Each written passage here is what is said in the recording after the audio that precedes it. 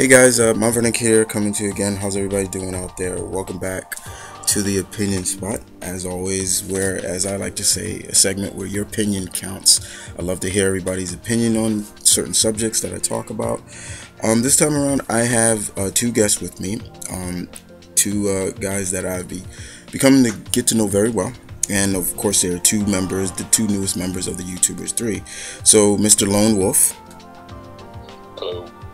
And Sepitin 541. Well, it's actually Serpentine 451. Oh my god, I screwed it up. Oh, that's alright. Keep going, man. So we're here, guys. I guess a lot of people wanted to hear like my thoughts on, Bryan Singer returning back to the helm of directing the X-Men franchise from Matthew Vaughn, who did the first class movie. And I at one first really bashed that movie before it even came out. I was like, it's gonna be garbage, it's gonna be this, yada yada yada, and I surely ate a lot of crow. But that crow was good though, in a sense. But we're here to talk about this, guys, and to get and I thought it'd be good to have two new friends of mine give their thoughts on their opinion on this subject. So Tony, how do you feel about Mr. Singer returning back to the realm of directing for the next First Class movie, which is going to be the story arc of Days of Futures Past, the very famous X-Men story arc? Well, actually, I'm excited for it, to be honest with you. I think I can boil it down to two reasons.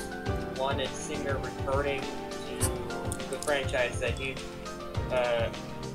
began from his the first X-Men movie that he directed, and then its sequel, X-Men 2, which is one of my favorite Marvel movies ever.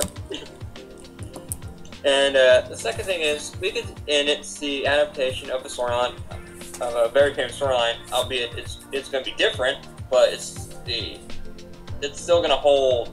I think it's still going to hold that same significance. It's going to be that different point of view, and it's going to be told in the way Bryan Singer wants it to be told. And I think with him directing this movie, it's really going to be good. And that's my thoughts in a nutshell.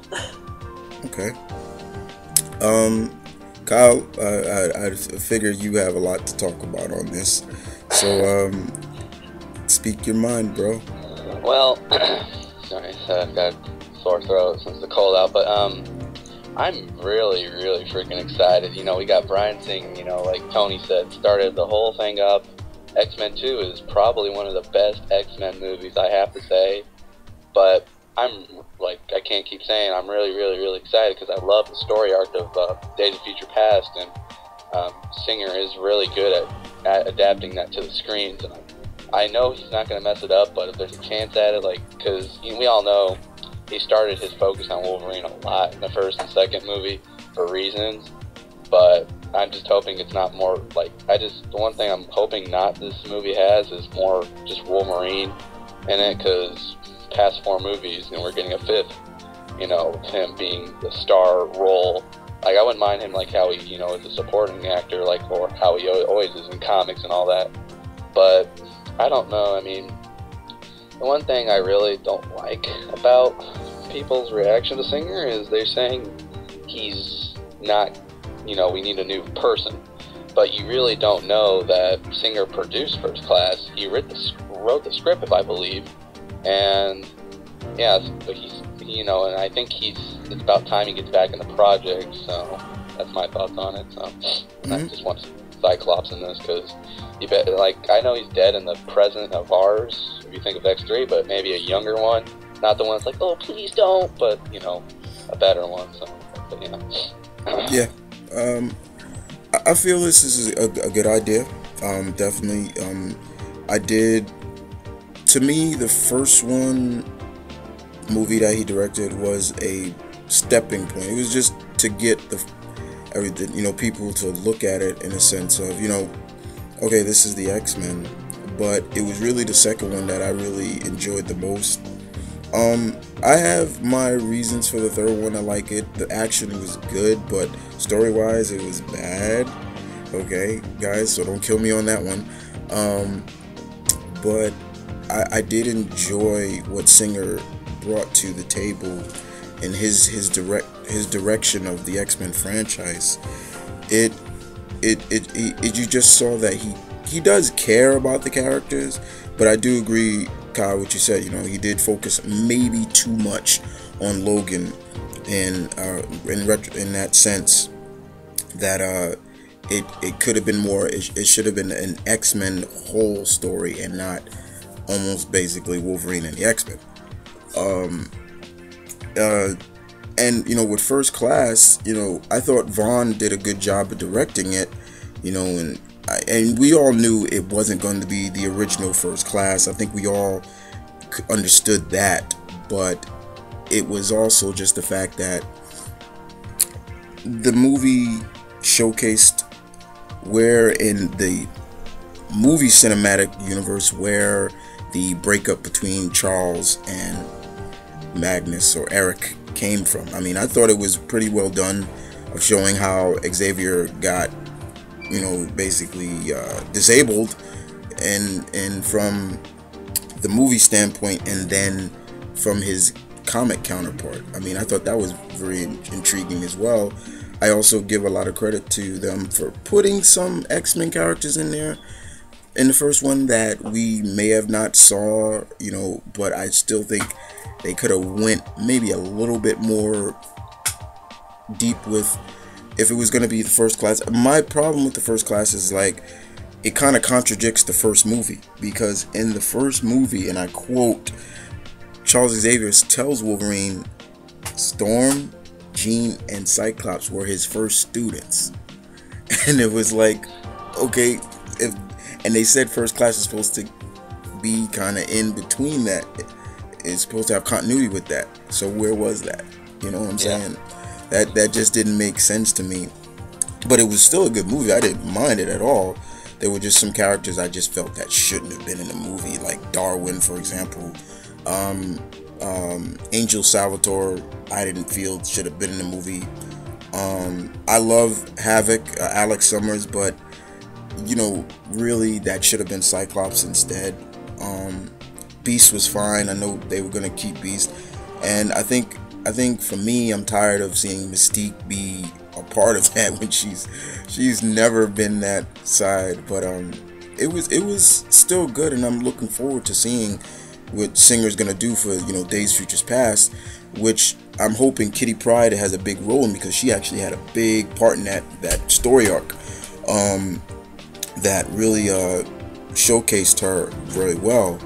I know a lot of people are talking about, you know, will we see maybe some time traveling mutants like Cable or things like that. How would you guys feel about, you know, Cable in that? So I'll start with Kyle on that one. I wouldn't mind it. I like Cable as a character. I think it would explain time travel instead of having, you know, crap that's not part of the universe. But Cable would be a really good choice. I'd like to see him, because, to be honest, I don't think he's going to be done in a movie. So I think this is his big chance to get into, you know, the big screens. And Tony, how would you feel about Cable? Well, Cable would be really. It would be really cool to actually have Cable in a movie, but the way I would see it, it wouldn't be possible for a character like Cable to be featured in the films. Well, it's possible, but there'd just be a lot of the way I would see it, like producers and like the common audience wouldn't really understand what this character is and how to explain this character. It's more or less how to explain this character's history to the public, to the general audience. And I think it would be kind of difficult for some people to understand, hey, Cable is related to Scott Summers, but it's complicated. Right. And we all know that Hollywood producers wants to make money. They only want not only do they want to make money, but they also want to make things easier on everybody so they can actually consume it. Then it falls into the first part, which is getting those people in the chairs and buying those tickets. Okay.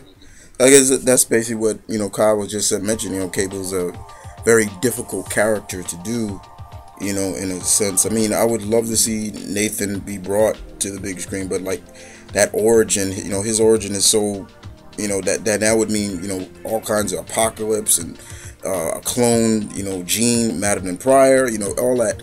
You'd have to do all that, and trying to mesh that up into one movie would really be hard, where basically it would need to be in its own movie. So I could definitely agree with that. But that's just a rumor I've been hearing, Cable as well. I've been hearing Bishop as well, But, once again, Bishop's maybe a slight, maybe easier advantage to do, but maybe not. But I think the bottom line is, for all three of us, is the fact that we all are on board to see Mr. Singer come back and see him take the realm of the X-Men franchise once again. Even though I've always said I wish it was completely under Marvel and Marvel Studios and not a joint project of Marvel and Fox, where they would have more say in it. But if Singer could pull it off, I have a lot of faith in him, and that's just me. I mean, any final words, guys, on this, Singer? Sort of in a way, on kind of Cable, if you don't mind me going a little bit, but not too far. Well, I think it'd be interesting with Cable, maybe, because I really want Kitty, because she's one of my favorite X-Men besides Cyclops. I really want, Cable to maybe tell a little bit of what goes on in the, the past of how this all happens, because I don't know what character's gonna, how they're gonna come to the, the dystopian, Days of Future Past and see all these Sentinels, because you could have Cable, say, once the X-Men, once their leader Cyclops is gone, and we all know, Wolverine and the Wolverine, his connections are gone, so that maybe assume they're all dead, or I don't know. You could say a lot of stuff, or you could say after Senator Kelly was gone, because that's basically what they need to go at, but first one kind of simulated he was dead. But, I mean, I'd like to get, a montage or something, like how this future came to be for Cable, because he could explain it to someone. I don't know, but so. And your final words, Tony? Well, the one thing I can't really think of anything, but I'm glad that someone who has a better understanding of the X-Men movie franchise. Well, we all know it'll be better than X3 and Origins. Oh, I hate that movie. That's funny to me.